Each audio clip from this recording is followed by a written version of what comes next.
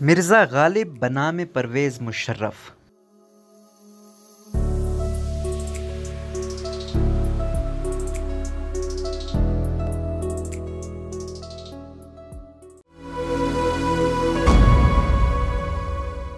यासिर पीरज़ादा लिखते हैं कि आहा हा मेरा प्यारा परवेज़ मुशर्रफ आया, क्यों साहिब अब रूठे ही रहोगे या मनोगे भी। देखो भाई, मेरा हाल भी तुमसे मुख्तलिफ नहीं, 8 पहर पड़ा रहता हूँ, असल साहिब फराश हूँ। कोई शुगल, कोई इख्तिलात, कोई जलसा, कोई मजमा पसंद नहीं। अब तो मुगल जान भी नहीं रही कि हमारी मिजाज पुरसी को आ जाती। तुम खुशकिस्मत हो कि महविश हयात नामी जहरा जबी अक्सर मोहब्बत से तुम्हारा जिक्र करती है। मेरे रंजो अलम का आलम यह है कि मैं अब सिर्फ मरने की तवक्को पर जीता हूँ। मुनस्सिर मरने पे हो जिसकी उम्मीद, ना उम्मीदी उसकी देखा चाहिए। खैर मेरी बात छोड़ो, अपनी सुनाओ। वो भी क्या अच्छे दिन थे जब तुम वर्दी पहन कर तकरीर किया करते थे। कैसी घन गरज थी आवाज में जब तुम हवा में मुक्के लहरा कर अपनी ताकत दिखाया करते थे तो सभी दुश्मन दबक कर छुप जाया करते थे। आज भी 12 मई का दिन याद करता हूँ तो खुशी से नहाल हो जाता हूँ। उस रोज तुमने वाकई दिल मोह लेने वाली तकरीर की। ये तकरीर हुई तो दारुल खिलाफा में,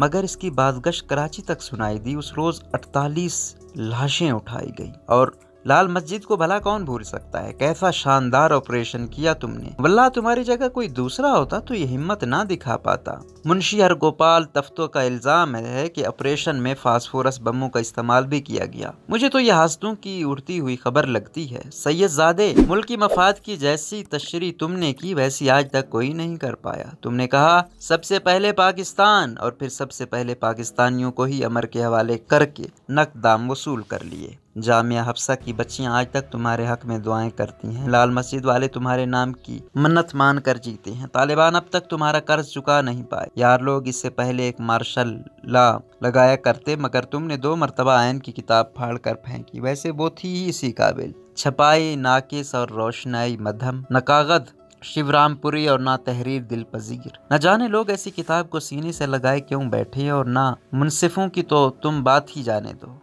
ऐसी कानूनी मुशगाफियों में पड़ जाते हैं कि मुल्की मफाद कहीं पीछे रह जाता है। मेरे बस में हो तो तुम्हारी 3 नवंबर वाली तकरीर जनाब फैज मलकाए मुअज़्ज़मा इंग्लिस्तान को लिख भेजूं कि देखिए ऐसे मुल्की मफाद का तहफ़्फ़ुज़ किया जाता है। लेकिन यार बेपरवाह, अगर सच पूछो तो तुम्हारे सारे कारनामे एक तरफ और बलूचिस्तान का मुआरका एक तरफ। जिस अंदाज में तुमने वो फिक्रा कहा कि हम तुम्हें ऐसी जगह से हिट करेंगे कि पता ही नहीं चलेगा, तो मुझे अपना ही शेर याद आ गया।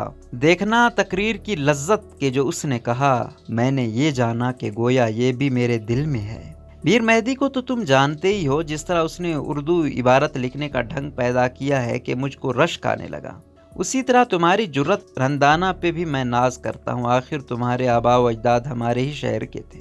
लो क्या याद आ गया भला बताओ तो आजकल क्या शौक है। मैं तो शराब गाहे पिए जाता हूँ, जब मौत आएगी मर रहूंगा। तुम्हें शायद डॉक्टरों ने परहेज बताया। वैसे तुम्हारे जामे जमशेद से मेरा जामे सफाल अच्छा है। सुनो मियाँ, मुझे इस बात का शदीद कलक है कि तुम्हें गद्दार करार दे दिया गया है। गालिबन ये एजाज भी सिर्फ तुम ही को नसीब हुआ है, वगरना इससे पहले भी कई जरी जवान गुजरे। किसी मुनसिफ की हिम्मत नहीं हुई कि उन्हें गद्दार लिखे। अब जो हुआ सो हुआ। मेरी मानो तो हिम्मत करके पाकिस्तान आ जाओ। यहाँ मुआफी तलाफी का मौसम चल रहा है। तुम्हारे बारे में खुशनुमा चहकारियाँ की जा रही हैं। जिनको तुम अपना दुश्मन गर्दानते थे वो भी तुम्हें माफ कर चुके हैं। यह और बात है कि न तुमने कोई माफी मांगी और किसी अमल पर शर्मिंदगी का इजहार किया, और इसकी चंदा जरूरत भी नहीं। भला ऐसा कौन सा जुर्म तुमसे सरजद हुआ जिसकी माफी मांगी जावे। आयन की कापी फाड़ देने से भला कैसे कोई गद्दार हो जाता है। सच पूछो तो ये माफी की रिवायत अच्छी है। न किसी जुर्म की बाज पुरस, न कोई सजा। खुदा भला करे उस मुनसिफ का जिसने तुम्हारे सर पे गद्दारी का ताज सजाया। जिंदा होता तो अपने फैसले पर पशिमा होता।